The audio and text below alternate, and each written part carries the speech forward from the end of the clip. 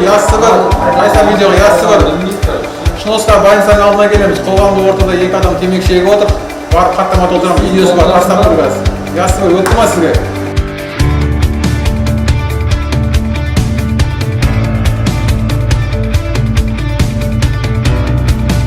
Ағымдағы жылдың 3 айында Түркістан қаласының жедел басқару орталығының бейнебақылау камераларының көмегімен 9549, оның ішінде 0 төзім бойынша 1025 әкімшілік құқық бұзушылықтар және 12 қылмыс институты анықталды.